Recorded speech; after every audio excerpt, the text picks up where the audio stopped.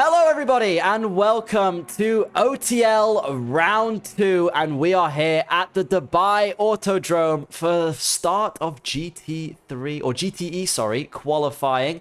My name is Dan No Skill and I will be your commentator for today. And joining me as my co-commentators, I have got Yaptin Foxy. Hello. And Luca Casale, event organizer himself. Good morning. Right, so fellas, what are we looking out for today in qualifying? Do we have an idea of what the lap times are going to be like for pole position?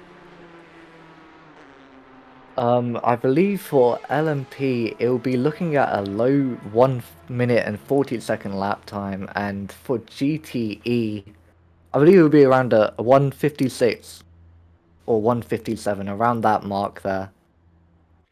A 156 or 157 for GTE. That's the qualifying session we're looking at the moment. We can have a ride on board as we see Teo here and Fabian. She's out in front. Going to be our first car to cross the line.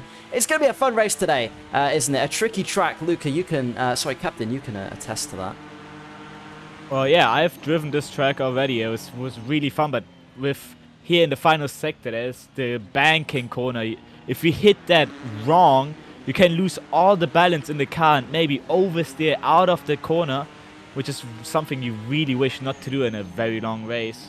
Luckily, the walls are not very close to the racing line, so if a mistake happens, you're not forced to hit the wall, which is really relaxing for the drivers.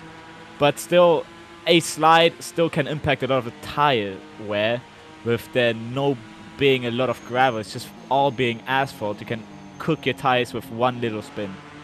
Definitely. Now, let's ride on board with Teo for a first lap of the Dubai Autodrome. You've got this fast sector 1. This is a really fast corner where you want to hook up to the two curves and use it to drag yourself around the corner. Then brake late into this corner because you've got to get the car wide out here and then swing it round for this tricky hairpin. So easy to misjudge the track limits, but Teo keeps it inside. He's going to be our first reference lap. Onto the brakes for this long left-hander again. Really tough to hit the apex. You can either be too late or too early, but looks like he's got into the camber well on the power early for this long straight, and it's a huge run down here now towards the hairpin at the end of this back straight. You can see the curbs coming up. You don't want to get on the brakes too early. You're going to spot that 100-meter sign and slam on just before. Get the car into second, rotate it round through the corner. Look at him swing it through there, and then get it wide, ready, set up for the next one, because you've got a bit of a run now before the next braking zone. And again, a lot of camber through this Dubai Autodrome corners, which makes it tricky, can unsettle the car. Misses the apex a little bit there, not touching the curb, which you can get away with through that corner before riding the exit curb, and now getting his foot on the throttle for, I suppose what you could even call this next corner after this little left-hand kink is like a reverse Laguna Seca corkscrew. It's a really tight right-hander, very steep uphill. You've got to swing the car around, keep it close to the apex, get on the power, and this is where Luca was saying you can easily oversteer wide and out onto the marbles, but Teo keeps it within track limits. Now the final corner, you can bring a lot of speed through here if you're confident, which he seems to be, probably a bit more if he wanted to, but obviously it's his first lap of the track, and across the line for a 156 to start us off with. Fabian goes faster though with a 156.6.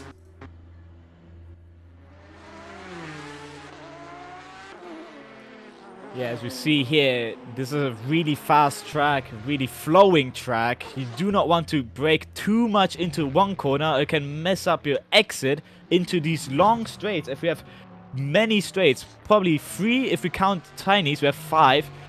One wrong exit and you lose about 5 tenths to maybe even a second, depending how bad of a mistake you do. So you always have to hit these apex, but also go as early on the accelerator as possible to to maximize all the speed that you can. We've got a lot of cars out on track here at the moment, so some people potentially are suffering with traffic now. We saw Teo and Fabian getting the advantage of more of that clean air than some of the others. Which, do you think that's going to come into play, Luca, with quite a stacked up grid here today? Yeah, I mean, here the dirty air can also really impact. You want to have the clean air, but as I said, with these straights, you want to also have as much of a slipstream as possible. As I also see the tire strategies right now, we see a few cars on the softs and mediums. It's also really interesting to see what tire maybe is the perfect choice, as tire wear and also tire heat can change the speed, the control of the car. Sometimes the mediums can be better than the softs on some corners because of the grip levels. So it's interesting to see what many drivers choose. Fabian being the race winner for the previous round, looking to continue that streak of leading the championship, and she's running well at the moment. A 10th separates between her and Theo in second. Zander was looking quick last weekend. He's about to round the final corner now. It's been green sector 1, green sector 2, and this moves Zander up into provisional pole position. It looks like the battle between Zander and Fabian still raging on this season, which is going to be very interesting in our championship fight. Yeah, just 4/10, 400ths even between these two cars. So, seeing the Porsche versus the Ford, they handle weirdly and differently. So Porsche has better cornering, as I know that the Ford has better top line. With the straight line speed, you're gonna have to see what the setup work maybe between these cars. There's just some tiny specs on the car that you can change, just with the aero a little. Let's see what type of strategies they go on. Sometimes the cornering in this track is sometimes better than the straight line speed. It depends if you want to go more aggressive or maybe more lenient with the setup. Well, I can back you up there because I drove the Lotus round here in GT4, which was a very slow top speed car, but could bring a lot of speed through the corners. And I was able to get relatively competitive lap times with that car. So definitely you can trade one or the other, which means that all the cars around here are going to be balanced quite well. And it should be a great race to watch. Theo, faster in Sector 1 than his previous lap time. He's still out on track and going quicker still through Sector 2, but it's not going to be enough for pole position unless he can find that time in the final sector. We'll see as he heads through the corkscrew a little bit wide there. Looks like he had to make a bit of a correction towards the left, missing the apex. We're going to see through the final corner now. What do you think, Captain? Is this going to be enough for provisional pole or even second? Well, I would say no, seeing as he's lost 2 tenths in the second sector. But I gotta correct you there, in the final sector, sometimes the banking is faster and it is. It's provisional pole. Outside. Oh, I must apologize. That was actually faster. 3 tenths up on the final sector. That was pole position. Provisional pole. But as I want to correct you there, in the final sector, it is faster sometimes to take the outside line with the centrifugal force pulling the car down and getting more grip there and even carrying more speed. Captain there, got your technical knowledge. So yes, sometimes the camber being of that corner allowing you to go a little bit wider. My apologies. So it's interesting, isn't it? Drivers taking different lines and experimenting with the track. They'll have been doing this all throughout practice, I'm sure, today and earlier to see, you know, what they can do and what they can get away with. 3 tenths separate the top 3, and these 3 look like they're going to be the ones battling out for the win today. We'll see. Fabian not able to improve, unfortunately, as we've got Ben Rushworth pulling off to the side. Not going to be continuing a lap. Sebastian Duran just come from actual Project Endurance qualifying, now into OTL GT3 qualifying. So it's a busy day for him today. Yeah, these drivers all, as you just said, Sebastian, for example, coming from a different league, he probably has to adapt to different cars now as well, and also the track. This is really interesting to see how each different driver has prepared their lines and also their braking points. Sometimes you can go more aggressive into a braking point, brake later, take the outside line. Depends also on their brake bias they're running. Some drivers are more comfortable having it more front, more back. This is really interesting to see how each driver takes their car around this track. It's all down to driver preference, and when you've got such limited setup options as well, which I'm sure Luca Casale could run us through all the technical details of, it makes it difficult. Arturo Sanchez getting a bit wiggly there through that last sector. Didn't look like the fastest way through the corner, but he improved in Sector 1. We'll see if he can do anything. I don't think this is going to be a faster lap, given his time at the moment, but we'll see. We'll see. He's coming towards the final sector now. Teo's still at the top. Zander looking to potentially push faster, so we may go have a little look at how Xander's doing because he's about to come through the final corner. It could be provisional pole here. We saw him on pole at the last race. Let's see. Xander across the line. Oh, and it's not quite. Faster through Sector 2 and the final sector, but still only second. Just lost a little bit in Sector 1 to Teo. Oh, and he's had a big spin there into Turn 1, taking too much speed through. I was just about to say, these corners, Sector 1 is the track, is the sector with the faster cornering speeds, where if you brake, you sometimes have to have a bit of a cornering speed, but also... Wait, so... I apologize. Trail braking is what I'm looking for. You have to trail brake into the first corner because it's such a flowing corner where you don't want to lose as much speed during braking, but have that cornering speed where you don't understeer off the track but have all the grip advantage while trail braking. Yeah, certainly if you can perfect that trail braking technique, it's going to find you a hell of a lot of time. And I imagine our top 10 today will be using these trail braking, using these advanced sim racing techniques. Connor Roberts is a man who might need to listen to your advice, Captain. He's currently sat down in 13th, nearly 6 seconds off the pace. If you're a racing driver, he'll say it's 5 because it ends with a 5 or starts with a 5. But if you're anyone else, they'd probably round it up to 6. So let's see. He's gone green in Sector 1. It's not going to be anywhere near good enough for pole position, but he's rounding the final couple corners of Sector 2, heading towards that tricky final sector where you have to really hustle the car through some elevation changes and some high cambered corners. We'll see. What do you think Connor can do here? It looks like he might be somewhere around the 5th, 7th place even. He's looked like just 2 seconds down. It might be a good place for the race. Just gonna see what he does here in the final sector. If he goes wide, that might delete his lap time as he went over the white line. As we learned from the rulebook, the track limits are the white line, not the curb. As we see him, backing up. He is not taking that lap.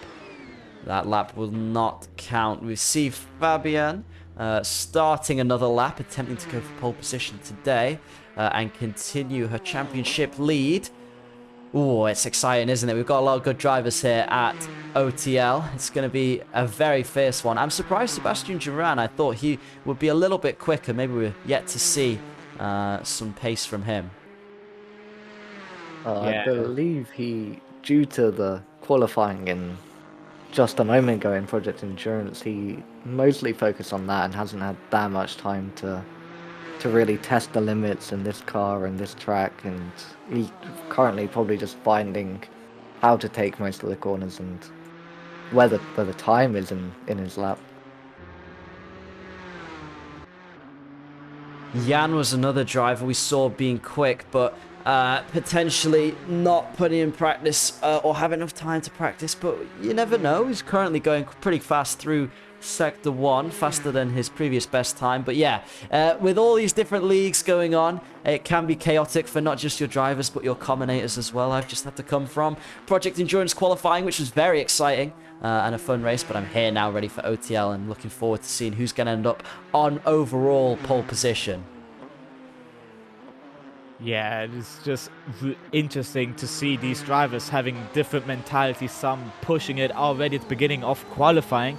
Some drivers keep it sandbag at the first 20 minutes and then at the end go full push to just delusion the other drivers, thinking, making show them that they have more in their driving than everyone thinks.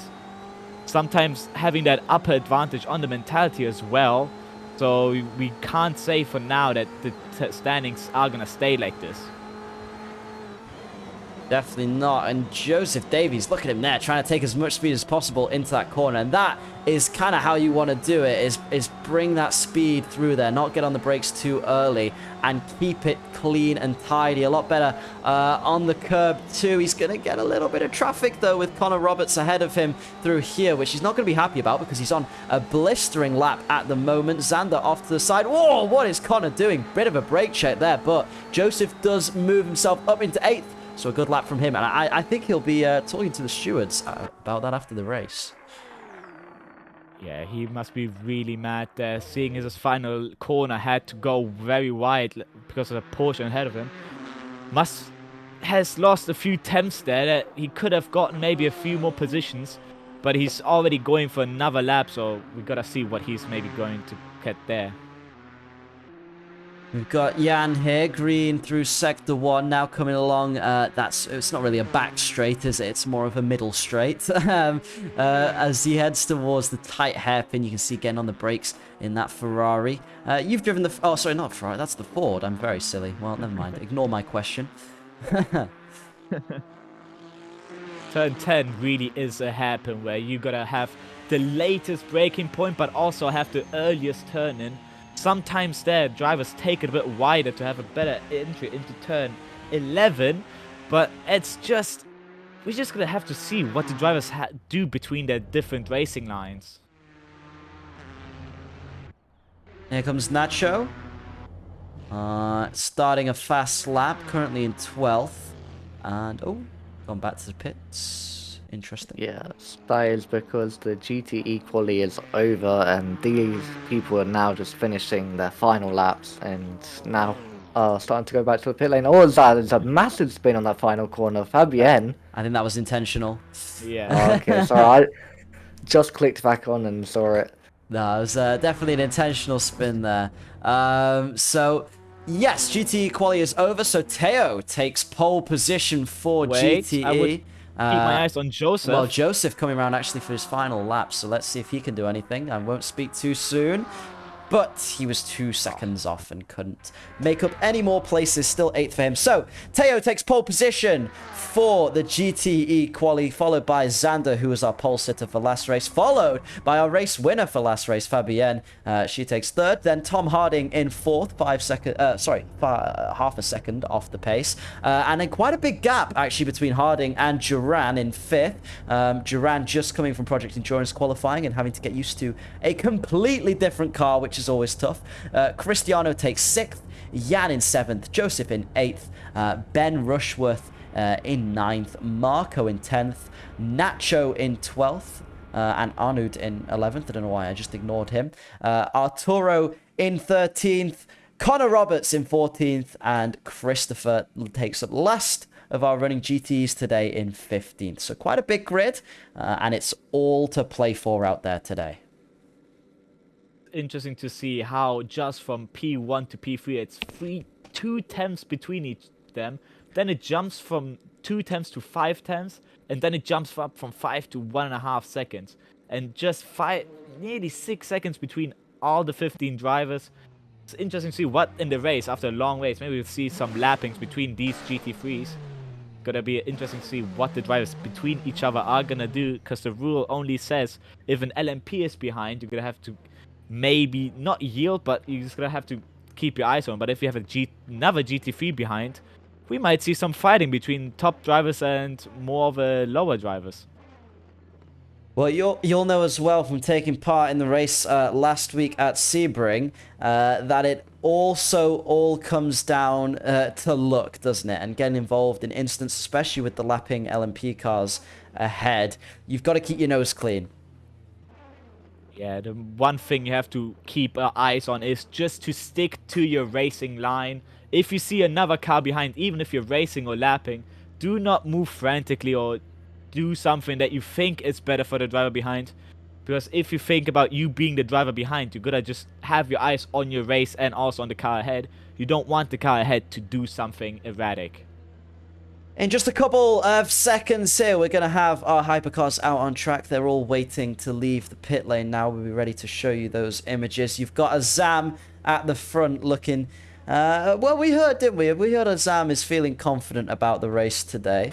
So I'm expecting to see good things from him during qualifying. What do you think, Captain? Has he got a chance at pole?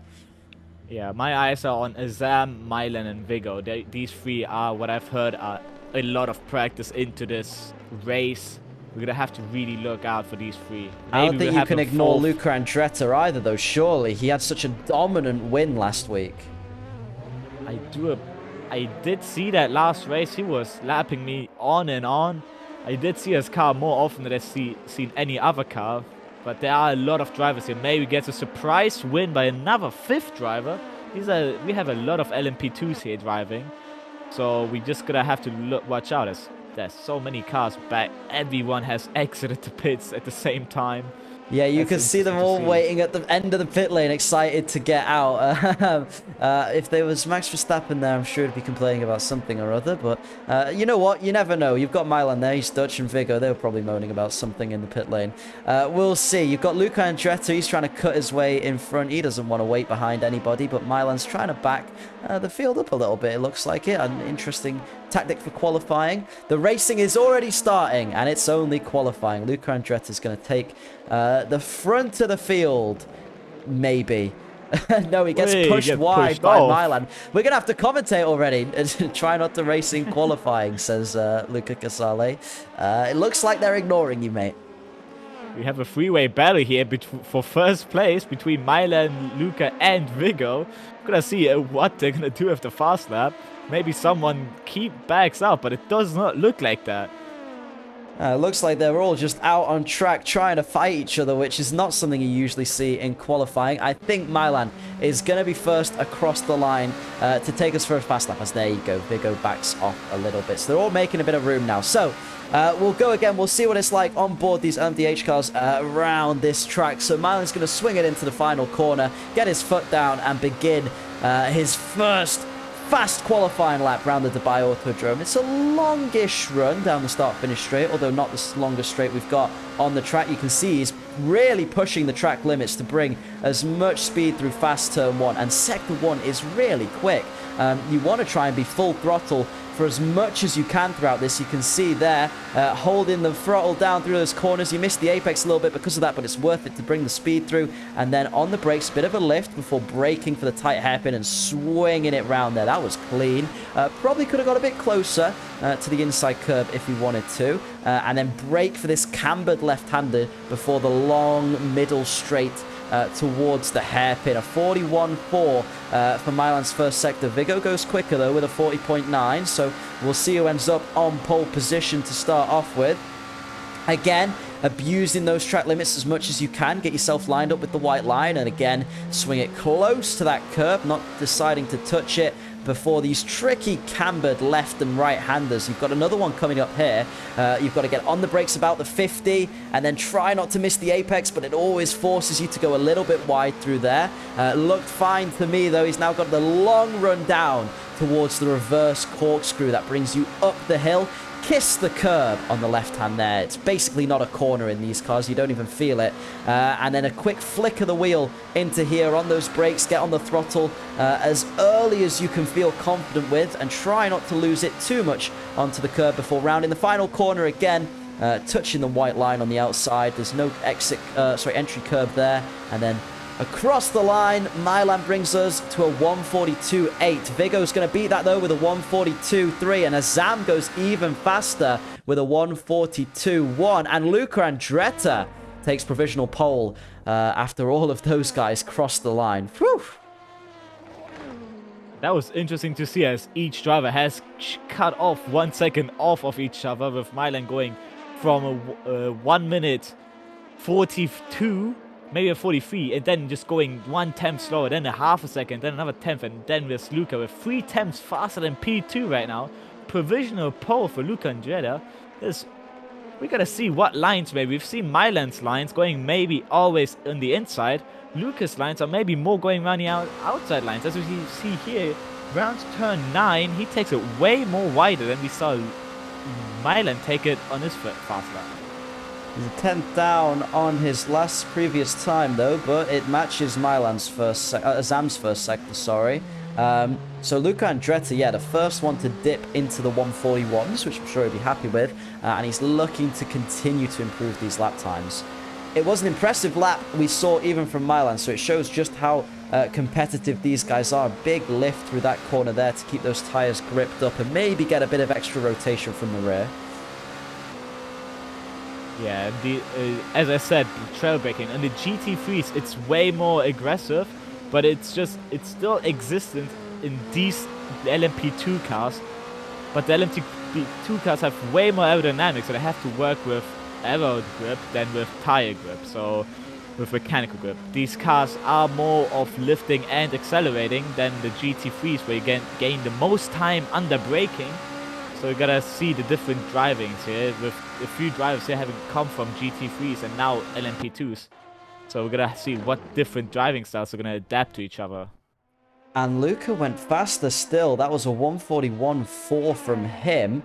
Azam did go quicker and dropped himself into the 141s. He did a 141.8. So did Milan, currently in third, matching close to Azam's time. But yes, Andretti is looking clear once again. Your money would be on him, surely, after winning by over a lap in the last race. Yeah, now we're gonna have to see what also the strategy-wise will be. Gotta have to hope not to get damaged and ruin your strategy, because sometimes you plan the strategies way before the race with like a maybe a lot of stops, or maybe saying you're gonna go a bit longer and save yourself a stop. We gotta see what each driver does between their strategies, and also gotta hope that they don't accidentally have a crash and have to do an extra stop, which would cost a lot of time. We're seeing Jan in fifth. Oh, that's going to be a track cut, though, surely. A little bit wide there. He might get away with it if he's lucky. Coming through the final sector just behind Luca Andretti, who is another 4/10 up on his current time. He's finding time absolutely everywhere. This is mighty quick from the lifeless team member. We'll see what he can do. He's about to round the final corner. And again, it's looking so clean. He just looks like he's on rails.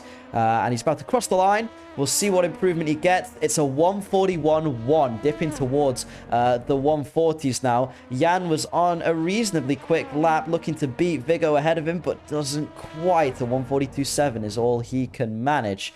Milan coming around the final corner, taking a lot more curb than we saw Andretti take, which does push him wider. And it's not an improvement from him. Yeah, Luca Andretti is absolutely flying here. Probably has this track already in his mind. He could probably drive his eyes closed as well.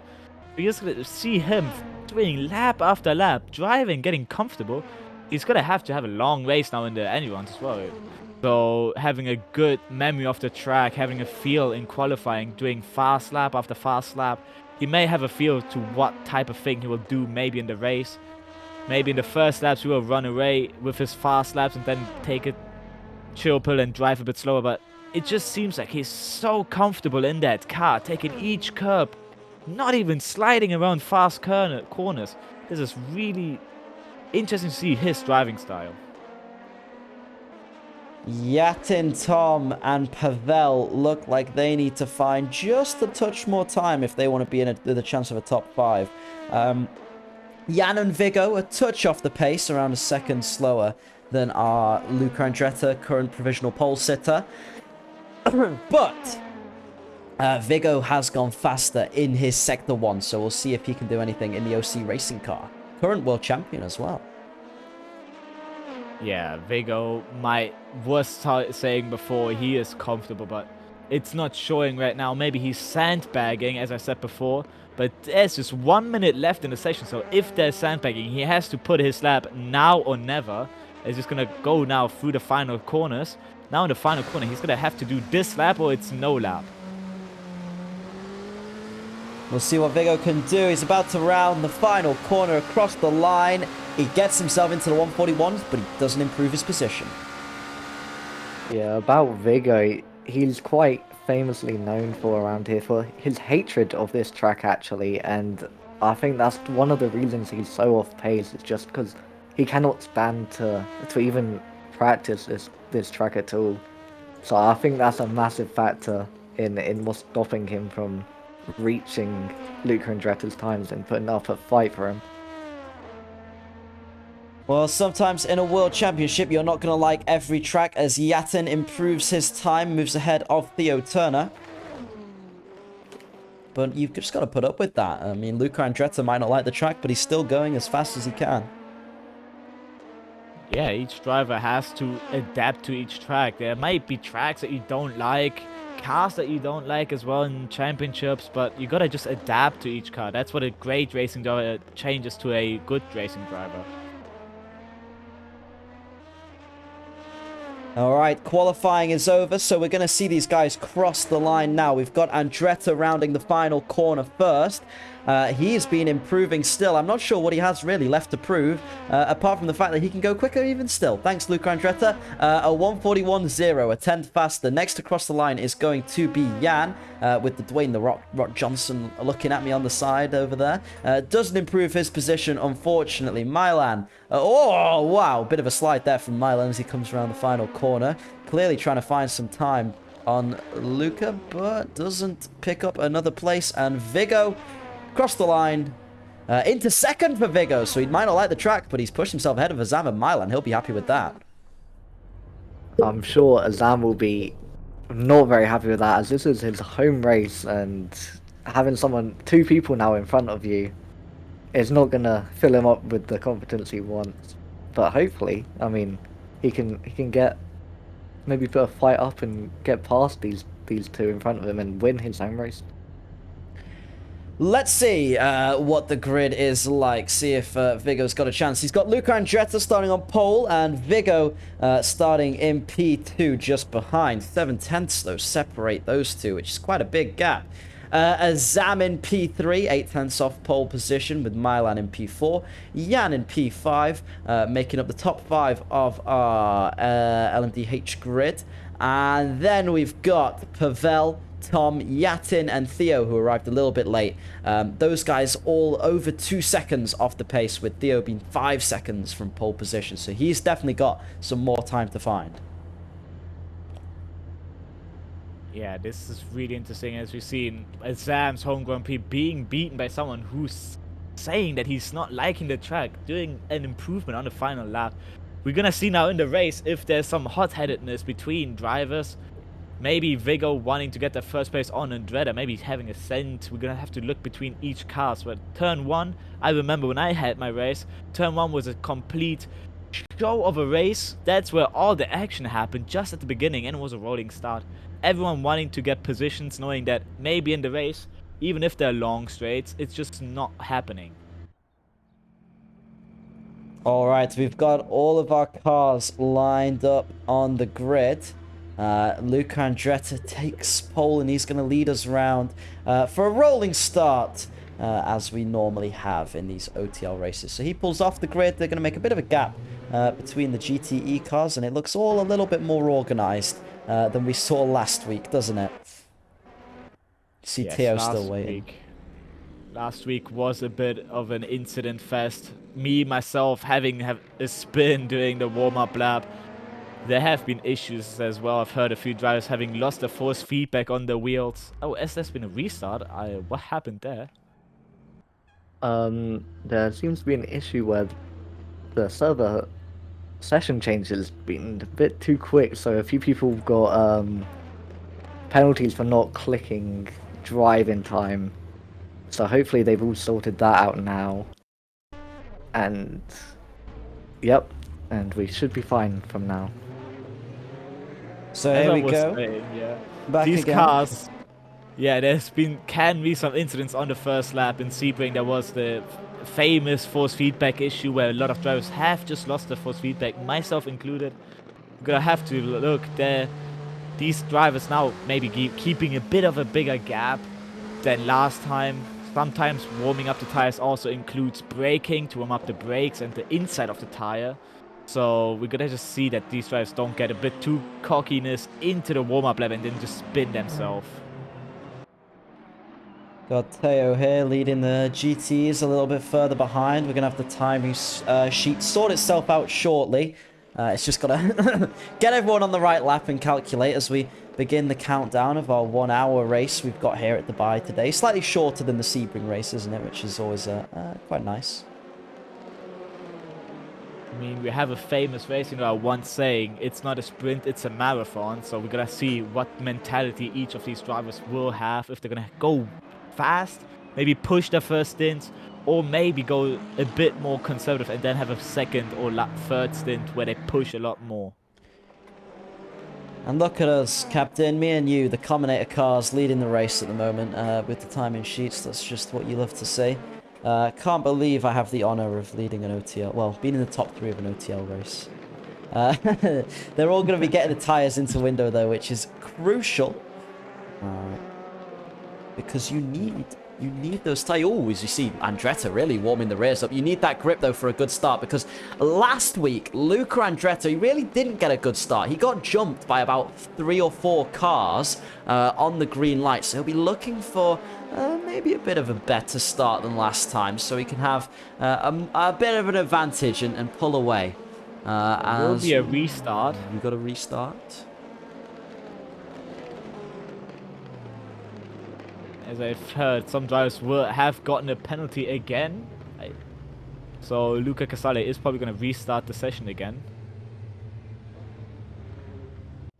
There we go. There it is. Yeah, there was a little bit of carnage on the formation lap. I believe 1 or 2 people getting caught up in a little bit of contact, and It's exactly what I've been saying about sometimes the cars just have a difference of speed so extreme where you can't even keep up and just hit the rear of the car ahead. It's just, you gotta be really careful of how you take the warm-up lap. yeah, it seems like a few people not listening to the driver's briefing that we had explicitly talking about how to do the formation lap correctly, and it's used up their one restart of the session here. Well, they always say 3rd time's the charm, and it was last week. So Luca Andretti, he's getting deja vu now. He's leading us back round for another lap. We're gonna see, maybe he's gonna take the same warm-up laps he's been taking before, maybe even swerve a bit more. He has now maybe a bit more knowledge of how fast a tire warm-up. Might be a bit of an advantage for all these drivers now. Maybe some drivers have been keeping an eye on the temperatures and now know how much more they're gonna have to weave to warm up the tires, or less, depends. So it's just gonna help also a few drivers which have been taking this lap normally. So we're gonna see what different types of warming up they do. And what was the race start like last time for you, Captain? You were relatively in the midfield of the GTE pack. How did you find that race start? Was it easy or hard? Well, I just have to say, it's easy if you think about it, but sometimes you notice at the beginning you have more pace in your car ahead, but it's not worthy to just go for the overtake immediately because you don't know what the driver has in mind. Sometimes in the first corners they also go a bit more lenient to just not crash. And if the car behind them thinks that's a good move, good spot for an overtake, and then the driver then picks up the pace, you just have to be careful. I was, for example, on the back of the car ahead, and I even got the overtake done. But then I noticed that he was already on my back, and I just couldn't then keep him behind. So we're gonna have to see what these drivers have in mind on their start. Well, we're about to see what they have in mind for the start as they start doubling up in double file for the race beginning. And they're going a bit wide there. Not sure what line Luca Andretti was trying to force Vigo to make. Vigo looks like he definitively wants to be on the right of Luca Andretti, and he doesn't seem to be playing ball with that. So that's interesting. But they're about to round the final corner to begin the 1 hour of Dubai here at the OTL Round 2. It is going to be green light. Off we go. Luca Andretti gets a good start. Vigo into second. Azam maintains third. Milan drops back into fifth. Jump by Jan. Theo Turner gets a good start. Getting ahead of Ryan and just on the back of Yatin. Tom Cliff close to Pavel. Let's watch into turn 1. Ooh, bit of a lockup from everyone, but they keep it clean. GTE is about to round the corner for their race start as well, so we're going to hop on board with them in just a second. Jan and Milan very close. Let's see what GTE does. Connor Roberts into the pits. That's interesting. Green light for GTE. Teo is going to start off. Xanders jumped ahead. Xanders jumped right ahead, but he gives the position back. Clearly a bit of a jump start from him. Teo gets a good start then. Fabienne is into second with Tom Harding just next to her. And they're 3 wide into turn 1. Is there going to be contact? Oh, they just managed to avoid. Oh, big lockup. Big lockup from Tom, who makes small contact with Fabian there, but keeping it relatively clean. Cristiano going round the outside, trying to make a way into third there. He's just alongside Sebastian Duran, who is having to hold off that. Oh, contact! Duran is spun round from 4th place. That is not good. He will not be happy with that. What a shame for him. Big contact there in GTE. Tom Harding puts himself into 4th, and I believe that was Cristiano that ended up spinning Duran there. Wow, what a race start. Yeah, there was a contact between Sebastian and Tom Harding. There's More the contact. Ferrari going. Big contact on the back of GT3. Marco in the wall. Looks like he got hit and spun in the rear. The Porsche holding the brakes there just about for Connor Roberts to go past. Whew. GTE had absolute carnage compared to the LMDH drivers there. Yeah, as I was saying, between the contact between Tom Harding and now with these drivers, they have just taken a bit of too much. As Connor now also going off. It's extremely going. See how hot-headed I've been saying. These drivers sometimes have to are going more aggressive than I think the car can handle. What is that looked intentional to me? What is Joseph doing? He went off the track and hit him. That looked intentional. What was that? I'm gonna have a look after that. The stewards are probably not happy with that contact. But like, that's exactly what I've been talking about. The hot-headedness. Some drivers just want their position immediately overtake, but then just cannot get a hold of their car, and there's a lot of contact going on. But I've also seen Vigo flashing his lights to Luca Andretti. There has been some misplacement probably, as Luca Andretti was soloing the queue and not going too wide. That was flashing from Vigo's headlights. He's probably not happy about that. Fabian gets into 2nd with Tom Harding in 3rd now. Bit of a mistake from Tom. Closest battle on track is Jan at the moment, all over the back of Milan, who had a rough start but got back ahead of Jan through the first couple sectors. So we'll see if Jan can come back at Milan now. Edging towards him at the moment. He's going to be all over the rear, just sniffing his bottom. We'll see if he can make a move or not. Looks like he's buying his time at the moment, but this is interesting. Yeah, sometimes you have just the best moves here into the turn 13 and 14, where the cars may handle the outside better, but if you have a better braking point, you can come down the inside, maybe just slightly touch the side, but if possible not, you get the better exit into turn 15. But you see these drivers have taken the same line and are still back to back of each other between Milan and Jan. Ben Rushworth's going to try and sneak down the inside of Connor Roberts. They're going to be side by side coming down this this long straight here. We'll see who's got the edge when it comes to top speed. Catching the slipstream a little bit now, Ben Rushworth. So clearly that Porsche just a touch faster, which is interesting. I thought the Ford would have had the straight line speed advantage there, but a bit slidey from both of them. And Connor makes contact with Cristiano. Christopher lets him through, sorry, which, I mean, he had to do in that situation because Connor just ran deep. If you're a gentleman, you'd give that position back.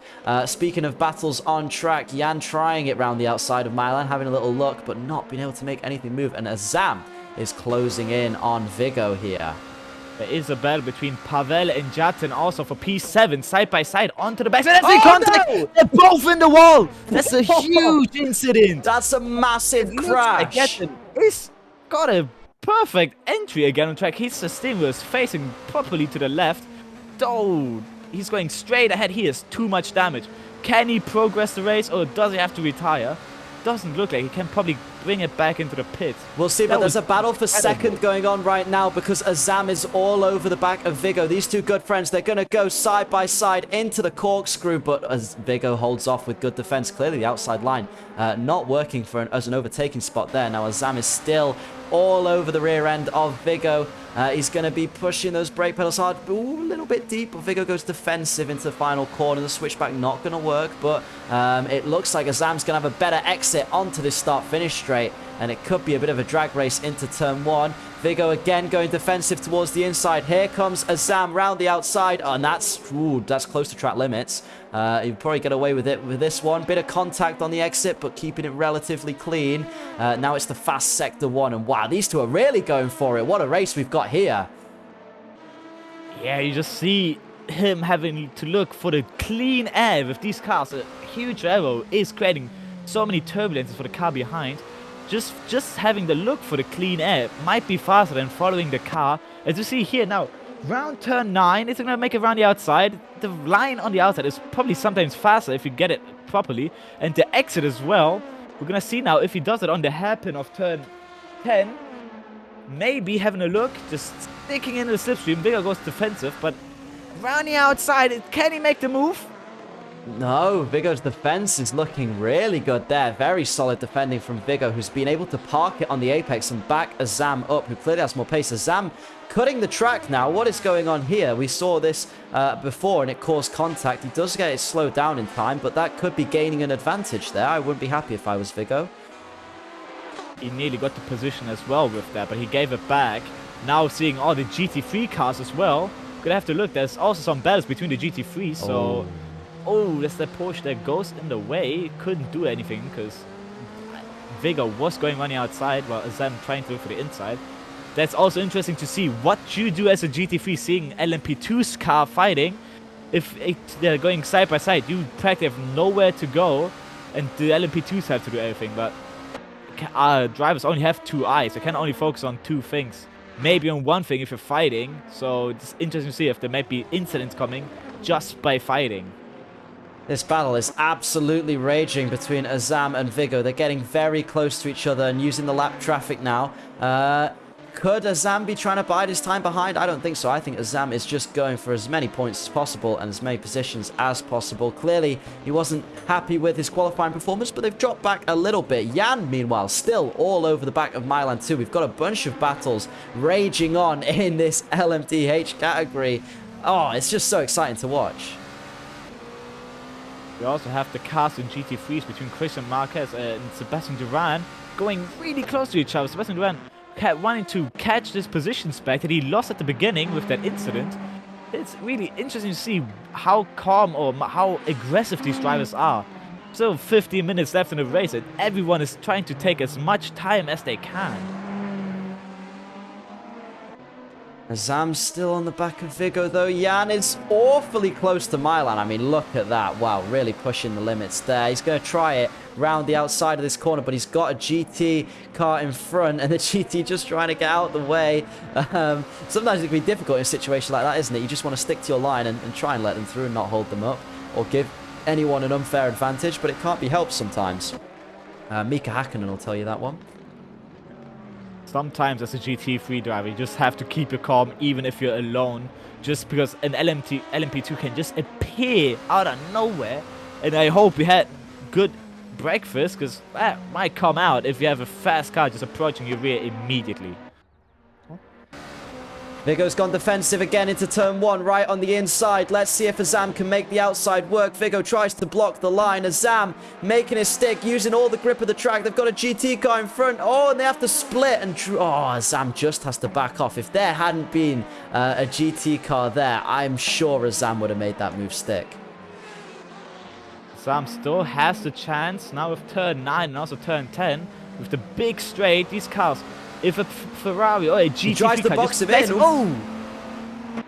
That's Duran just placing himself right in front of Viggo. Viggo might not be very happy, but it also made Azam lose a lot of time. That's interesting to see. We just have Jan, who got caught up in an incident earlier on. We saw, well, one of the LMP2 cars having to get back through some lap traffic as they got caught up in an incident earlier on. Big crash, wasn't it, from those guys? Yeah, just at the beginning, everyone wants to have the racing line. Having the same racing line is a bit tricky if you go side by side in 3 wide. That's where how a lot of incident has happened, as Viggo and Azam here still lapping cars. And they're also fighting. That's really interesting to see as Tom Harding and Jengels has an incident. Tom Harding and Jan. Oh, that's big contact. Looked like Jan just didn't quite see Tom Harding there and caught his front right. And that is a huge crash, pushing Tom Harding down into 4th place off the podium spots. Oh, I wouldn't be happy if I was Tom. Sebastian Duran is having a blast of a time now, getting all those places back. Luca, I will let you speak now if noticed you want to talk something. I mean, after that big impact, maybe Tom's going to be even more aggressive to get them positions back and to get that podium position back. Maybe we'll start to see some faster lap times from him and hopefully a good little battle between him and Duran if the damage isn't too costly to him. But see Cristiano now catching up, but Pavel's had a big moment there. Not sure what happened to him. So Now Pavel being got lapped. caught up in a big crash with Jan earlier on and had to pit early for damage. So he's making his way back towards the LMP field. If you were interested, Luca. That does explain it. Doesn't look like he's having the best of races on his return from the last season. Cristiano there having to not only fight Tom Harding in front, but also give way to traffic trying to lap him. We're going to head back to our battle for P2 between Azam and Vigo as this rages on. And with the way these two are driving, this could very easily end in an incident as well. Let's hope they can keep it clean. We can't forget the damage that Tom Harding also has. He has to defend Cristiano behind, but also has to keep his car on the track. That incident might have cost him a lot, but he just has to keep his mind still in the race, maybe not lose more positions. Azam not able to get as close to Vigo as he was before. Do you think possibly tyres going off as he's stuck in that dirty air? I must say. I mean, sorry to interrupt, but yeah, I mean, trying to push that LMP a lot harder than Vigo is doing currently, it must be just taking a big effect from the tyres, and clearly now it's starting to prove maybe it wasn't the best choice to do. Then again, when you're that close, all it takes is for Vigo to make one mistake or not go defensive in an area he needs to, and you can get past. So we must commend Vigo for staying cool, not driving in his mirrors too much, but also just backing Azam up. What it has done, and who we haven't really mentioned much, is our leaders of the race. Fabienne, who... Oh, that's interesting. Teo's had an incident because Teo was leading when I looked a moment ago, but now Fabienne is leading. So she's got a 4-second gap to Jan behind. I'm not sure what happened to Teo there. We'll have to find out post-race. But Luca Andretta are now 11-second lead over Vigo. I mean, this is looking dominant again from him.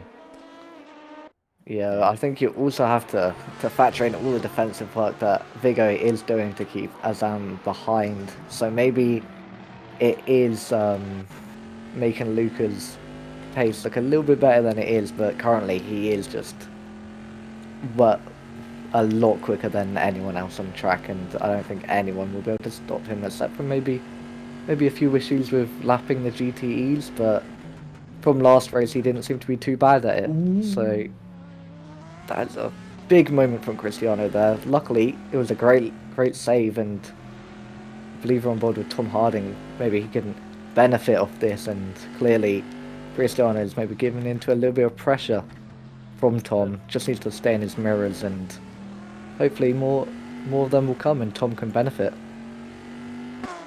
As Corey had a mistake there going into turn 10, Marco Stacci just taking that position with ease. That's a thank you and book close by Marco there. That's interesting. These drivers also, as Dan mentioned, the tires are going off for each of these cars, so braking points might increase without the drivers noticing. And just one normal braking point and you're just out of the track. You're gonna have to keep your head out also with your strategy wise. You can't have hot lap after hot lap with these cars. Yeah, and fuel will come into play. We're expecting probably another one-stop strategy from these guys. These cars obviously built for endurance racing. They can run for a long time. Ben Rushworth on the back of Corey, who, as Lucas just said, had made that mistake. Bit of a lock-up from one of the LMP cars there. We're going to go back on board with Azam. I mean, this battle is so exciting. Vigo's doing an amazing... It's so hard to defend, just like Vigo's doing, but he's doing a great job trying to back up Azam to take this P2. And I'm sure he'll want some points on the board. Vigo not able to make Sebring last week. But he is here racing at Dubai, despite it not being his favourite track. Azam tries it round the outside. Is he going to make it stick? He's got a better chance than he has before. And he moves through into second place ahead of Vigo. Vigo's going to try and come right back at him. We'll see if he can make anything happen through the final corner. These two have been so close, but Azam has got himself into P2 for now, but Vigo's going to be catching this slipstream all down this final straight. He moves out to the outside line. We saw him able to defend against the Zam on the inside. Can he make a move happen around the outside? They're going very close together, wheel to wheel through there. Slight contact on the exit, but Vigo has to concede to Azam through Sector 1. Azam's going to be backing him up now through the rest of the corners. This is great racing between the two. Vigo a little bit later on the brakes, but goes a bit wider through that corner, shifts down and touches the apex there and goes wide round Azam. So Azam's now taken on this defensive role. The two of them just absolutely going at it. Maybe if they work together, they could get their way towards the front, but I don't think there's any sign of that happening. Azam pulling away slightly through the end of that final sector. We'll see if Vigo can do anything. He's looking for it, not catching a slipstream there, but no, he has to brake and concede. He tries to send a sneaky one down the inside as Azam goes wide, but isn't able to make anything happen there. That was a cheeky move from Vigo. Yeah, Azam now having gotten that position, maybe he can unlock his pace now, not having a car ahead. Maybe Azam's eyes are on Andretta, who has 13-second gap from P2. That's it. He's maybe listening to some music there. He's not even focusing. It's probably a hobby for him at this point. But Azam now having overtaken Vigo is just looking his eyes ahead, not behind, as he's now having a gap bigger and bigger to Vigo. Vigo probably just had that advantage on Azam just because of position. GT3's blocking. Vigo might have a chance here again. Honor just had a bit of a slide in the last sector. But no, Vigo not quite as close as he was last time. These cars not having the biggest slipstream effect we've ever seen. So he's just going to have to follow Azam through Sector 1 again by the looks of it.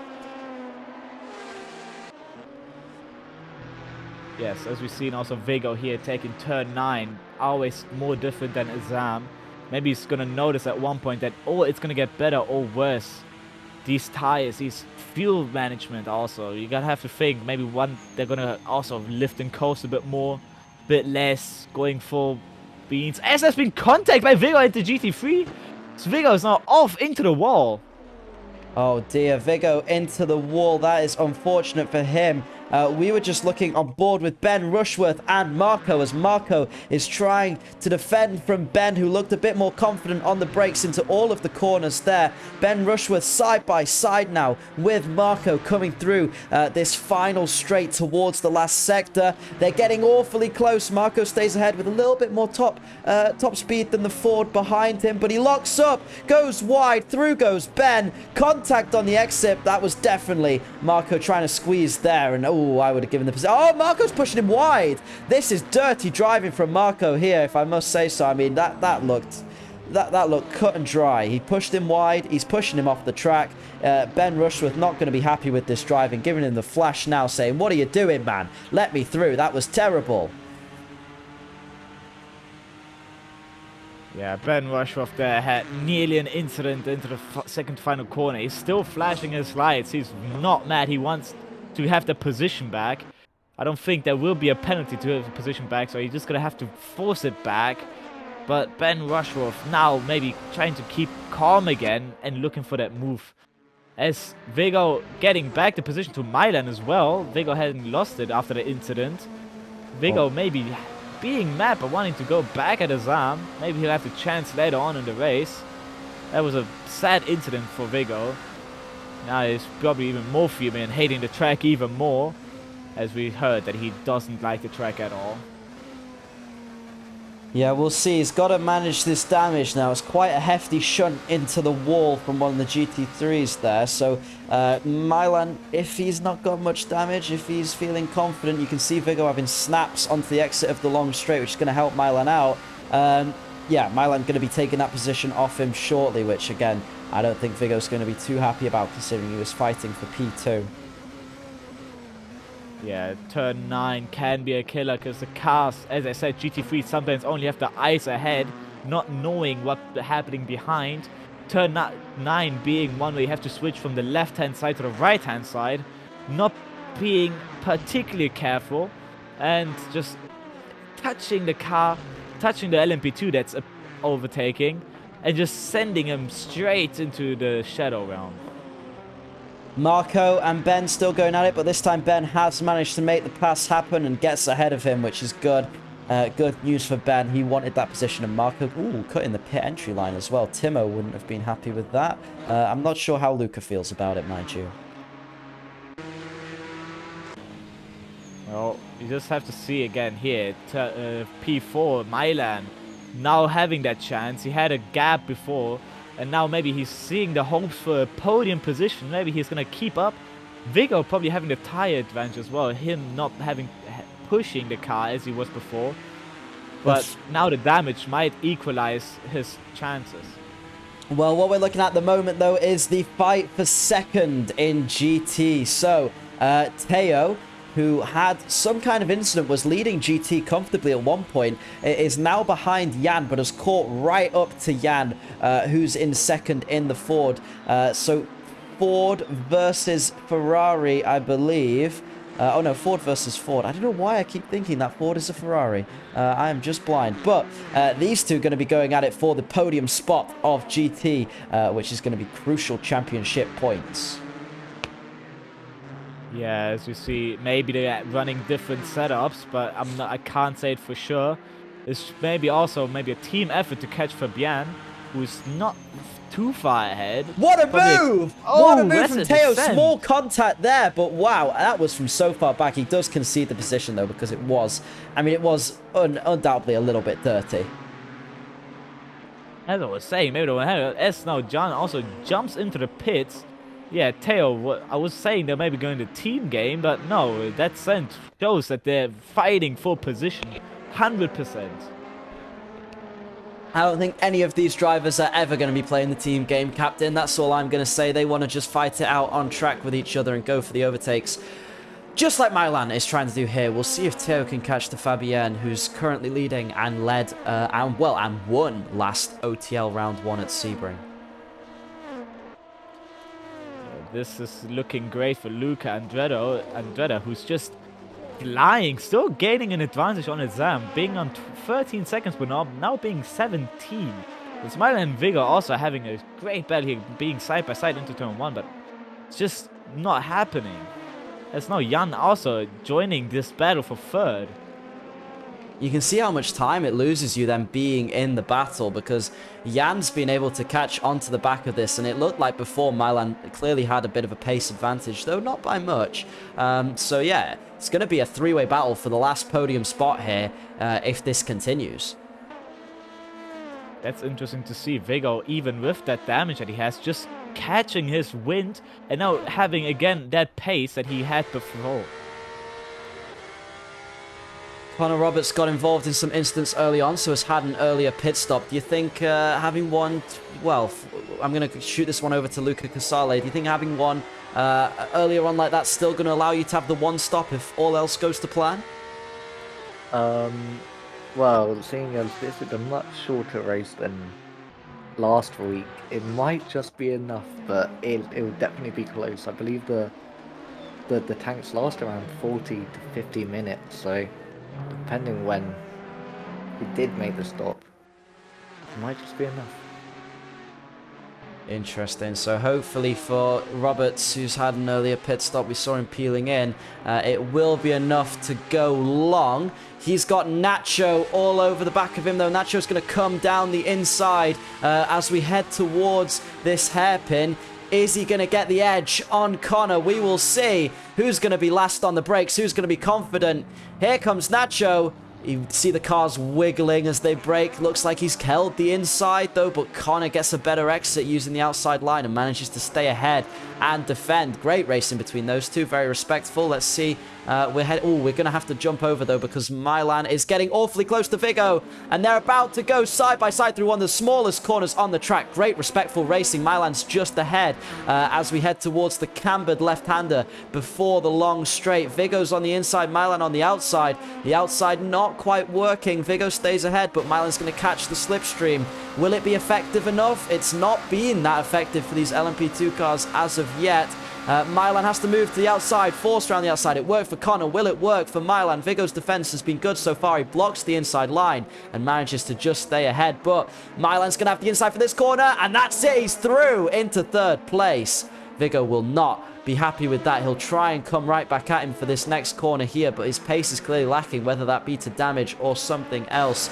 And he's just not going to quite have the run, I don't think, through this next complex of corners to get himself back ahead. He's going to have to tuck in behind Milan, unfortunately. He's going to try it down the inside into the corkscrew. It's a risky move. He makes contact! And Milan gets pushed wide. Surely he'll give the position back there. And he does. Milan gets through back into third as he just went a little bit too aggressive, and Viggo peels into the pits to get some fresh tyres. Jan now all over the back of Milan. Whoa, this is close racing for the final podium spot. Luca Andretta also jumped into the pit, so Azam is leading right now. No, Milan is leading. I apologize, Azam jumped in the pits. Milan is now leading, but we're gonna have to wait for his pit stop. As I saw before between Nacho and Corner, sometimes just having a race and then you see a car coming down the inside, as we see also between Milan and Viggo, also just on the straight, and then you don't know if you're gonna get attacked from the outside or inside, and then your car just coming from either side and just sending it, but you just don't know how to defend. Viggo knew, but just couldn't have it enough, and there was even contact between those two drivers. It's just, you don't know what to do when you have a situation longer than a few corners. You don't know if you're gonna have to keep more aggressive or concede the position and look for a better time next on. It's interesting to see here Jan's lines, how they're different to Milan's. He's definitely prioritizing the exit a lot more than Milan, whereas Milan's going tight towards the apex. It's working for both drivers at the moment. Their pace has been relatively similar, but their driving styles definitely different, so it could be car setup differences there as well. Potentially Jan running a little bit more downforce than Milan. Yeah, it's just, as you said, with the setup, sometimes if you have a straight line speed setup, you want to have more advantage on the exit of a corner, but if you have a more downforce corner setup, you want to maximize as much speed in the corner as you can. Milan having probably seeing with a straight line speed, so he just takes the corners a bit wider as Jan jumps into the pits. Yeah, that's interesting to see now where Jan comes out from Viggo, as his damage, we don't know if he repaired his damage or not. So we're going to have to see where Viggo comes out behind Jan or ahead of Jan. We're going to have to look at that. It's unclear how much the damage was affecting Viggo. We saw him defending from Azam before, and then he was defending from Milan. So whether it's his true pace or whether it is suffering with damage, we'll only find out as the race goes on. He's about to cross the start-finish line. He's still behind Luca Andretta, but only by, though the gaps haven't quite calibrated themselves. But yeah, not by about 6 seconds, which is actually not that much. I thought the gap was going to be bigger, so Andretta having a bit of a long pit stop there. Oh, there's been an incident between Corey and Jan. There, he wanted to look around the outside, but just flew into him. That's Jan having a lot of damage there, flying into Corey. There's also Nacho got the position on Connor 2 laps before. And Azam and Viggo being now a lot. Viggo, Azam and Jan are now way further between each other than it was before. They were like between a second. Now they have 6 to 7 seconds between each other. It looks like Andretta's pit stop didn't go all according to plan either, as Tom Cliff is closing in on Pavel in front. Looks like these pit stops are spicing the racing up for us again. He's catching a bit of a slipstream on Pavel, but it's a little bit far back to make a move. And we've got some racing going on in the pit lane too. All the gaps for him. Greg, who was that locking up and going a bit deep? Yes, now Ryan probably haven't done a stop. He's just 2 seconds behind Andretta. That Milan still going long. He's just not going in the pits. What is Milan doing? Was he fuel saving? Was he saving his tires? We're gonna see. Maybe he's gonna have a more aggressive second stint. So Viggo may have to have his eyes peeled for Milan. Stop-go penalty there for Arnaud. Unlucky for him. Must have had some track penalties or stewards intervening there. We're not sure, but let's see. It looks like Teo peeling into the pits now, so Duran is going to be By the looks of it, as he rounds the final sector into second place in GT. No, he's not, because he goes into the pits as well. So all the pit stops messing the order up here. We'll see everyone's true position shortly. All we know is Tom Cliff and Pavel at the moment are very close to each other on track, with Tom Cliff trying to catch to the orange car of Pavel in front. Yeah, Pavel and Tom Cliff are really fighting. Tom having the advantage in the final sector, having catch 2/10, but then lost it all on the main straight. As there's a car flying off. That's Vigo in the wall. Vigo has lost it, and now Azam has gone past. Vigo lost it again, then that's unlucky. And oh, who's this spinning? Oh no! Oh, Contact no! between Vigo and Arnaud. Arnaud just lost it into Vigo. Oh dear, he's actually not going to be happy with that. That's another incident for Vigo, as Jan's now catching Vigo after that incident. And Jan's going to try and send a cheeky one down the inside of him, as they're going to come side by side down this long straight. Who's got the longer pedal? Who's going to penetrate the corner first and come out in front? Looks like Vigo just backs off behind Jan, doesn't want to deal with the battle. He must be feeling it now. His luck has been awful. Yeah, Vigo probably suffering now from even more damage. You don't know if he repaired his first damage. Now having that second, 2 incidents back to back in 2 corners must not be something that also hurts your driver mentally.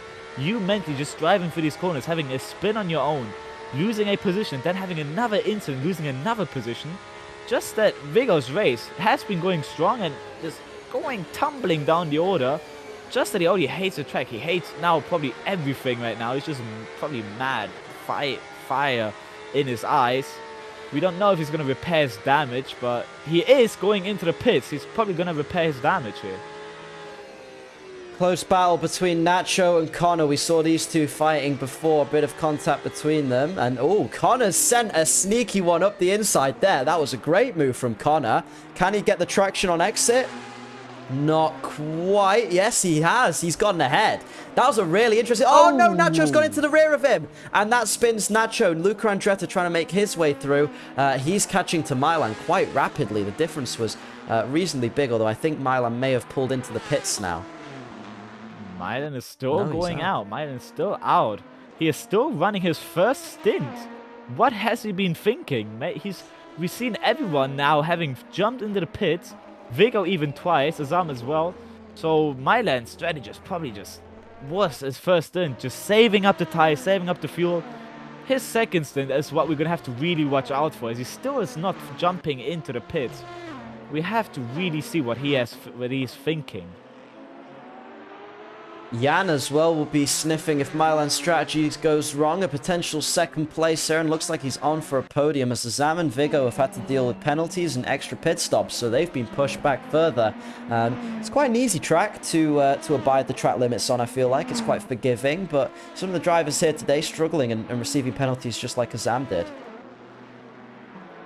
Yes, we are 1/4 of the race done. Milan's still on his first stint, but now the mentally part of you is it's gonna lower even more. The energy that you had at the beginning of the race will deplete. Now it's just gonna be probably for everyone else except Milan, who's probably looking for an aggressive second stint. Everyone's gonna have to be calm down, not to start. I believe these drivers are gonna probably sweating now as well, so we're gonna have to calm down a bit. As Milan here is just hot-headed. He's gonna probably relax in the first stint, going for second stint long. All the drivers now probably calming down, as the gaps also have gone bigger than in the first stint. Nacho still on the rear end of Connor Roberts, though. These two have been getting caught up in a couple instances. He's going to try and make a move stick on Connor, but Connor's defense still being quite good. We've seen these two so close. Nacho going a bit wider into that corner to try and make up the move, blocking Jan a little bit, who is in a fight for a podium spot here. And Vigo, Azam and Ryan are about to lock into a battle as well in LMP2. Vigo catching the slipstream of Ryan down into turn 1. You think he can send a move from back there? I think he's having a look. He's thinking about it. He's thinking he's going to do it. He's committed now, I can tell. And he tries it down the inside. Is he going to make it work? He does. He gets past Ryan there. Vigo moves up into 4th after his incidents. That'll feel good getting an overtake on there. And Ryan needs to keep looking in his mirrors because he's got a Zam coming behind him now. And a Zam, through this very fast section of the track. You don't normally see overtakes there, but he makes it work. And a Zam still chasing Vigo now despite his drive-through penalty he had to serve. You see Marco here in the GT3 having issues, having spun 3 times in this lap, probably having lost all of his tires. I don't remember him going into the pits. He definitely has to check out his tire wear here. As Nacho and Corner still... Another crash between them. It's Nacho again hitting the rear end of Connor. He's going to let him back through. Connor's gone into the pits again, though. Yeah, Nacho going to probably have to apologize. We have a DNF from Theo Turner. He has DNF'd. He has retired from the race. P18 is now oh, Zam and Vigo getting very close, wheel to wheel, through that final sector corner there. Whew, that was so close between those two. Vigo does manage to edge his way ahead of Azam. He's still defending. When you race this hard, though, you are setting yourself up for incidents. I mean, you're going so close. Thankfully, they're being as respectful as possible, but one mistake and someone's going to be in the wall and someone's going to be crying in the Discord afterwards. So Azam decides to be the bigger man. He's pulling into the pit lane instead. That's, I think, Azam's second pit stop here. He's probably going to go for the low fuel. He has a drive-through at some point. I don't know if he served it already. And he's got another one for speeding.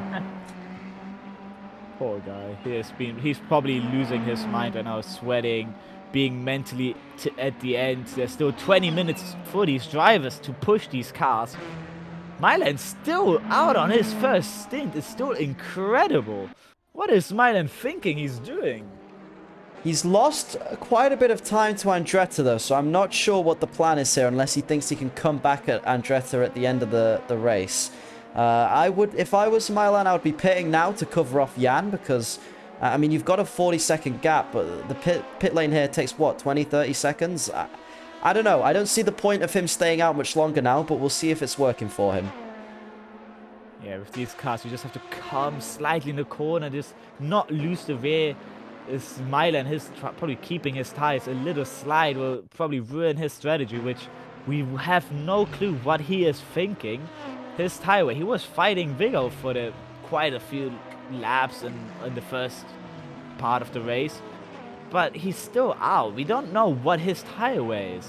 He's still not sliding around. He's just keeping it on rails. That's interesting to see from Milan. Another driver I'm not sure about the pit strategy of is Ben Rushworth, who's doing a good job at the moment in 11th to stay ahead of Teo, who's fighting for P2 in the GT class. Fabienne still with another dominant lead in the GT class, looking to take her second win of the season. That's 2 out of 2 wins. It could actually be the same winners in this round, couldn't it? Because Luca Andretti looks set to win this race as well. So it's not been a change-up since last race. Still similar pace. That's really fun to see that these drivers have... You can kind of see now who has the most practice in these cars. But we still have to look at Milan and Luca Andretti. The race is still long. There's still possibilities for mistakes to happen. It's just really interesting as Sam takes his third drive-through, I think, here. He is probably also mad. He was fighting for the podium and now is down to 6th. Yeah, drive-thrus are frustrating. You literally see every one of your rivals passing you as you slow down and trundle through the pit lane. It is agony as a driver to have to suffer that pain. But Azam, he'll be thinking, I can make 30 seconds up on Ryan. Whether he can, we'll soon find out. But it could have pushed vital points out of his grasp yet again. It's just, I'm keeping my eyes on Milan. He is looking just still on rails. Milan is, for me right now, the driver that everyone has to have their eyes on. His strategy just does not change. Just sorry to interrupt, but a great move there from Marco down the inside of Connor Roberts into the hairpin.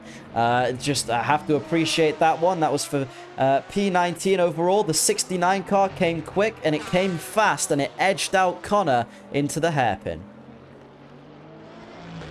Yeah, these cars. You probably see again, it's the end of the second stint. 17 minutes to go. The tires again are dropping. You got sometimes in the race you're thinking, oh, after the first pit stop, I'm gonna have all my pace again. Sometimes you don't know for how long and you will lose it all again. So a small mistake might kill the tire life for 5 to 10 laps. It's getting dark here in Dubai, which does mean track temperatures will be cooling, which should be good for some of these drivers because, as you were mentioning, tyre wear, it will mean the tyre wear's a bit eased off, and Tom Harding slows down there for a cut penalty, which allows Sebastian Duran, who I believe does have a drive-through, to get through and past Tom Harding. We saw these two have a lot of pace unlocked earlier on, but it's the consistency they've struggled with this race, getting themselves caught up in incidents and receiving penalties, which are going to crucially, detrimentally affect their race. Sebastian Duran is someone I'm going to keep my eyes on. His first lap incident still being a bit cooking. He is still gaining positions, climbing this leaderboard, going from, well, he was a P18 as far as I remember, and now P14 overall. His race is also going very well here in Dubai. I'm really happy to see that these drivers do not lose their cool even if something bad happens. Yeah, we've got a lot of drivers out there who could have retired in rage, who could have quit out of anger of their race not going their way, but they're still out here trying to maximize their points for the team and see where they can finish overall in the championship. And again, it's going to be really interesting to find out what Milan is thinking with his strategy today, because he is definitely running in the opposite direction of everyone else. I feel like if you pit now, you're going to get a good on-track pace advantage, maybe even to go for the win. I believe Milan is running for, as you said, the track temperature, probably going for an aggressive setup, aggressive stint, really aggressive now that the track temps are also dropping. He can probably push a lot more and maybe gain those 5 seconds that he's losing on the Dredder. It's now on 13 seconds, so it's probably around 10 seconds he's going to have on the pit stop, but he has 50 minutes left if he's going to pit soon. As that was a mistake by Milan, I apologize. That's where the time has been gained by Luca Andretta. So Milan, if he doesn't pit now, that's going to be a rest in peace for his podium. If he doesn't give up that. What actually happened? We were looking on screen on board with one of the cars that unfortunately had just disconnected. Did Milan lose the rear? Milan probably did lose the rear into turn 1. So maybe that's a sign his tires could possibly be dying. As there's now a 5-second gap between Luca Andretta and Milan. Not good for Milan's race. I think Milan keeping probably more of an eye on the pace of Jan, who'll be looking to still cover off. 40-second gap, 45-second gap between him and Jan should be enough for Milan to take a pit stop and still be okay on the exit. But he won't want to lose too much time, like you said to Jan, if he wants to keep that P2. It's probably going to be this lap where Milan pits. With that spin, his tire temperature might be all over the roof. Oh no! Luca's lost it. Luca Andretta just spins into the corkscrew. That's going to be a huge time loss for him and a good thing for Milan there. As Milan is still staying out. I cannot believe this. Milan is still out. 40 minutes on those tires and he's still keeping it out. What Luca is his Casale, plan? can you confirm, do drivers have to pit? Is he still in here with us, or has he left Probably us? Luca Casale has gone for smoke here. He's gone, he is here, but he is not here with us. Right, so I we're see, gonna have I to see. wait. Okie dokie, well, fair enough. We'll see what the strategy... Oh, Milan again losing it. His tires are definitely cooked. He has to pit it soon. There's now Luca Andretta is probably also right on his rear now. Who was it that is now on him? That's a Milan. lapped LMP car. Milan does have to bring it back into the pit. So he can't keep going on like this. So he's going to lose his third place to Jan. It's now dropped to 41 seconds the gap. 42 seconds. If Milan does not think quickly, act quickly, he might lose that third place and a good podium. We can see here real time Luca Andretta catching to Milan and Jan, who's just lapped in between them.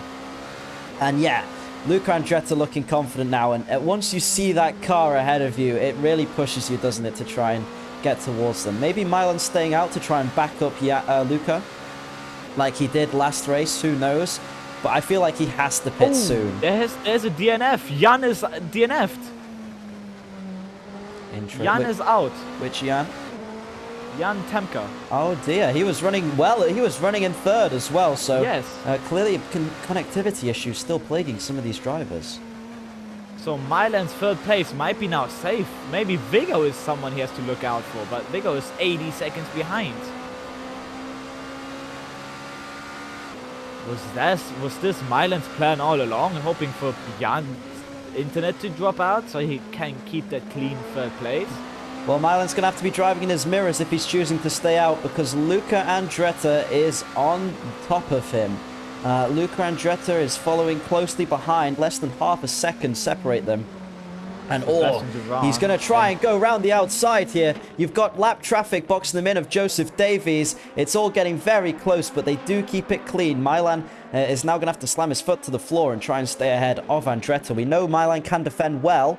Will he be able to keep Andretti behind? We have here also a fight for fourth place in the GT3 between Jan Gliss and Sebastian Durand. Here comes Andretti for first place. Sorry, Captain, I'm going to have to interrupt because they're side by side into the hairpin. Who is going to make it out? Oh, no! Andretti's been spun by Yatin. He got caught between the two LMP cars, and that's dropped him way back. Luca's only hope is that Milan still has that pit stop to do. Luca could keep his calm now. He does know that pushing might not have... He doesn't have to push, but it's also good to know that if you're ahead of the driver who still has to pit, it's still an advantage that you want to have. Let's look at the GT battle then. We've got Jan on the back of Sebastian Durand, who has been suffering with some penalties and track limits issues. We'll see what Jan's able to do. He's dropped back a little bit through that final corner, though, so hasn't been able to make a move stick just yet. Sebastian Durand was the one who overtook him this lap. They had a battle for half the lap. It was really interesting. Jan was just sliding around, but Sebastian got that position. Now into fourth for him. He might have a chance though, 10 minutes in this race, to have a podium in this GT3 class. This race is still interesting. It's just fabulously to see that after a mistake like that, as drivers say, the race isn't won on lap 1, so also not lost. His story here is really convincing, where he's lost 10 positions or more and now has put it back into fourth. That's very true. We got Teo in third, who we saw was leading for a lot of this race. He's starting to catch to Ben Rushworth, who's in second for GT. So Teo getting slowly towards Rushworth towards the end of this race. As we also saw an overtake from Azam overtaking Ryan here. Into fourth place it goes Azam. Now the calming stage of the race, but also for a few drivers the more aggressive part of the race, is Milan still out. What is Milan doing? The pit closes in 6 minutes.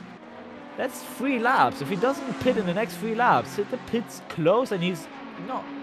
Did we miss a pit stop from Milan? Now I'm imagining. Arturo and Connor here are having a bit of a fight, and Duran running very wide there, trying to lap them, which isn't going to be good because that lets back Jan through. And contact between Jan and Connor. Connor spins as Jan tries to stay ahead of Duran, who's got back in front of Jan after that contact, and now Jan's got to try and lap Arturo. This just shows you some of the chaos these GT cars are having. As Connor now drops to dead last, that must have been really a heartache pitting now for his damage. So these cars now in the end stage of the race, everyone pit stops are gonna be completed, so we're gonna have to get the full look of the grid. There's also Jan and Sebastian Durand. Though a second between each other, maybe Jan has pushed a bit of his pace that he's been saving up. We gotta have to see what in these final 7 minutes of the race is gonna happen. We certainly will. It's been really interesting watching these battles unfold. A couple connection issues still, unfortunately, for some drivers. As they attempt to get themselves back in the race. Andretti once again catching back up to Milan. If Milan can hold on for 7 minutes and doesn't pit, provided he's followed all of the rules and maybe has pitted earlier on, then Milan is actually on for a shot at the win here today. Yes, I do imagine maybe we missed a pit stop from Milan early on. So, we don't know. Maybe Milan is here fighting for the win. Maybe he has the golden strategy that we haven't thought about. Fighting here for first. As Luca Andretti, his 20-second lead now being just a 1-second fight for first. Really curious as to what the race story was here overall, but Andretti, he's going to be within a second come this corner. We've seen Milan struggling with grip as well, so without Andretti suffering from spins like he did the previous 2 times he caught to Milan, will he be able to make it past this time? You've got the lap car of Teo there, hopefully going to stay out of the way of these 2 LMP2 cars. He does. He doesn't try and block anyone in. He gets quite close to Andretti, but Milan, he looks like he took it a bit cautiously, and it's allowed Luca to get right up close to him. These 2 flat out through here. The car's still gripping. Milan a lot earlier on the brakes through there, but he's backing up Andretti. He's doing his defensive maneuvers that we saw at Sebring. Last time, there was contact, and it ended up with Milan dropping all the way back. This time, can anyone make a move stick as we see Andretti try and get the better exit out onto this really long straight we have towards the hairpin. 3/10, I don't think it's going to be enough to really make anything happen. Milan holding the inside, he's going to push Luca out wide and use as much of the track as possible, which of course is all allowed in racing. And there we go, Andretti being cautious, isn't he? He's staying behind Milan. He knows if he tries to get past, Milan would sooner smash into him and risk maybe a penalty than he would let him through. We have to also consider the tire advantage. Switch back! Oh, what a move! Oh, that's a Sorry. switch by Luca. Yeah, the tire, as I was saying, the tire difference between these 2. Milan's tires being way more shot than Luca's. Milan's going to try it down the inside. It's going to be cut back. There's an incident. There's an incident. He pushed Luca off. He's giving the position back, though. We can see him slowing down to let him back through. He sent it. I could see a mile off that move was never going to work. Far too aggressive, and that's given Andretti back the lead. Milan finally pulls in. Pitting. He was racing the entire race on that one tire, man. The tires, if we have a look at the tires after the race, they're probably full of holes. Probably all liquid at this point with the overdriving. So yeah, Luca Andretti has now gotten his first place comfortably back. Maybe a little bit of damage from his few incidents that he had, but that's gonna be a huge gap. Now we're gonna have to look at Milan and Vigo's gap between these 2, where Milan comes out from Vigo. Well, Milan is already pulling out of the pit lane as Vigo has not even really properly entered Sector 3 yet. So, by the looks of things, Milan is quite comfortably going to hold on to that P2. Vigo, although it's down to reasons that we kind of don't really want to happen, with Jan unfortunately losing connection, Vigo will be happy that he's been able to secure a podium spot, especially ahead of Azam after the tough fighting those 2 had earlier in the race.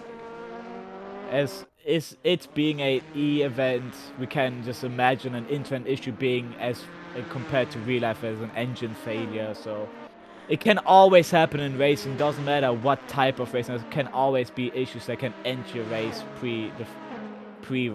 before the end. So yeah, you just gotta hope that it doesn't happen to you. But even racing drivers know that the engine can blow any moment, or in this case, the internet can fall any moment.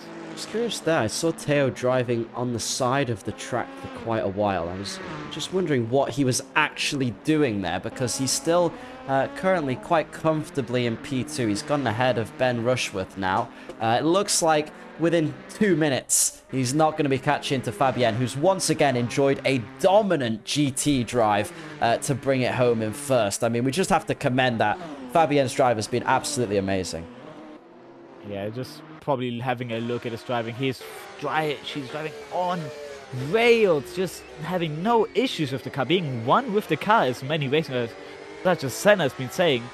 If you're driving mentally without thinking, you become one with your racecraft, and here you just see Fabienne just keeping it one with the racecraft. No having issues, not sliding around, just keeping it nice and tidy. on the racetrack. So just interesting to see what a different mindset will do to your racing style. You know, you can really, when you're locked in a race car, you really feel Ayrton Senna coming inside of you as Nacho's pulled up on the side of the road. Ran out of fuel. Yeah, Nacho's full throttle there. That looks like fuel is out. So Nacho will be out of the race. So clearly not done his calculations properly. That reminds me of a race that I had a few days ago where I also ran out of fuel. Yeah, into the closing minutes as well. I mean, closest battle on track is between Christopher and Arturo. Arturo going to have to defend from Christopher. He moves to the inside to go defensive, close to Vigo there. And looks like Christopher's going to have the top speed advantage. They go side by side into turn 1. Arturo holds the inside line. Christopher trying to get it around the outside. They leave just about... Oh, contact! Pushes Arturo wide, but Christopher has just about enough room there. Arturo was squeezing him quite a lot. You can't blame him considering it's close. It's one of the last couple of laps of the session. Can Christopher find his way through? Well, Tom Cliff's coming through now and gets blocked a little bit between these two battling, which he won't be too happy with, but he hasn't got much to race for, so I'm sure he can't complain too much, but that has dropped Christopher back. Tom Harding is also looking towards the back of Jan. These two have been racing hard all session, position swapping between them. Jan going to have to hold off Tom for the final lap. So we've got 43 seconds left here at Dubai before someone takes the checkered flag, and Luca Andretti will be taking that checkered flag on this lap. He has started what will be his final lap now by the looks of it. Oh, as we see Connor Roberts pushing Nacho. It's going to be a cast moment here. That's great to see. They can't pit as the pits are closed. We hope that they don't just accidentally push it there. But we see the sportsmanship between drivers, knowing that just ending the race is just an accomplishment as well. That's nice to see. Yeah, these two were having some excellent battles out on track, entertained us for the whole race, as it is now the final lap, so Nacho and Connor will cross the line. Jan going into the pits. Jan is jumping into the pits that are closed. That's not good. Well, we're about to see Luca Andretti around the final couple corners. Nacho manages to cross the line with help from Connor Roberts. What great sportsmanship between those two after their tough racing. We saw contact, obviously, between them, but they were always respectful about it. If you do go in the pits, they are closed, so race control will look at that afterwards. Here we go, then. Luca Andretti. For the second time in a row, he's drifting round the final corner. He's that confident. A bit smaller of a lead this time, but he wins. OTL round 2 here at Dubai. What an excellent race from him. The race is still not over between the GT3s as Arturo and Christopher are fighting, and Christopher getting back his position. It's interesting here. In the final lap, in the first corner of the final lap, there's still a lot of heavy battling here.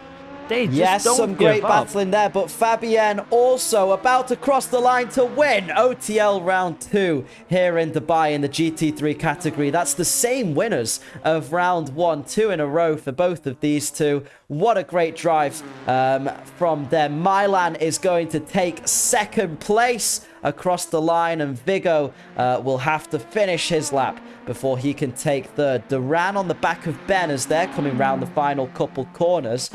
The battle's still raging on between these two. Let's see what they can do. Duran trying to find some time in the corkscrew. Is he going to send it in the last couple corners? We will soon find out. Vigo about to cross the line in third just now. I really don't want to interrupt you, but it's better between Christopher and Arturo. It's still going side by side. We're going to have a look at that in a second, Captain, because Ben Rushworth and Duran are fighting to the line. They're about to cross. Ben just gets in front. Now we'll go have a look at Christopher and Arturo. Take it away. Yeah, these two have been fighting the entire lap, switching position. It started with Christopher being in first of this lap. Then Arturo taking it back on the straight in turn 9. But then here again in the final sector, they're still switching positions into the final corner. Going into the final sector, going side by side. Arturo Christopher keeps the position. Is there going to be a move, maybe a hard move into the final corner? No, it's not. Christopher at the end. Oh, he's lost it. He's lost it. There's a big drift. They're going to go side by side to the line. Who's going to take it? Who's going to take it? It's Christopher. Christopher's taking a position. 400s between these two Porsche drivers. That's crazy. Probably a lot of sweat down these foreheads here, but wow. Even on the final lap, keeping out on the tippy toes, just looking at this crazy battle.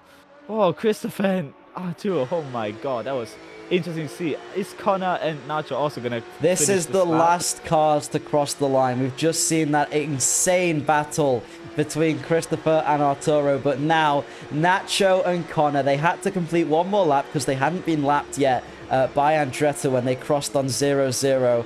Nacho, out of fuel, has been pushed all the way around the track by Connor. They are 1.3 laps down of the next GT cars because Connor has literally just been tapping his rear around the entire course. They are going to be the last drivers to cross the line, but what a great moment of sportsmanship between these two. We saw Nacho and Connor fighting out, and they have finished the race. They have finished the race. Whoa, what a great race we had, Captain. Final thoughts? I like the battles between these. This final lap battle between Christopher and Arturo was crazy, but also just Vigo, Azam, and Milan having that freeway battle for second place was also one of my favorite places of this race. Dan, tell me, what was your favorite part of this race? Well, this was a mega race. Loved the battle between Milan and Andretti towards the end there. Vigo's racing was extremely aggressive and exciting to watch. And I love watching the hard racing between Christopher and Nacho throughout that. Even if at the end they ended up working together as teammates. What a wholesome story. That is all we have time for today at OTL. This was round 2 in Dubai. Your race winners are the same as last week. Luca Andretti takes the win for LMP2, followed by Milan, followed by Vigo. That makes up your top 3. Then Azam in 4th, Ryan in 5th, Pavel in 6th. Yatin and Tom take 7th and 8th to round out your finishing LMP2 drivers. Then taking the win yet again in the GTE class is Fabienne. Fabienne taking 1st there, then Teo 2nd, followed by Ben Rushworth in 3rd. A good drive from him back up to the top. Duran suffered issues in 5th. Harding 6th. Jan 7th. Joseph Davies 8th, dropping a couple places. And then it's refreshed, so I can't see the rest of the times. But that is all we have time for. Thank you to all our drivers. Thank you to Luca Casale for organising this event. And thank you, Captain, for joining me today as well. Yeah, this event was very excitement. There's been excitement from the beginning till the end. I just enjoyed just watching all the dominance from Luca Andretti to Fabienne. All being interesting to see. All right. Goodbye, everybody. Bye.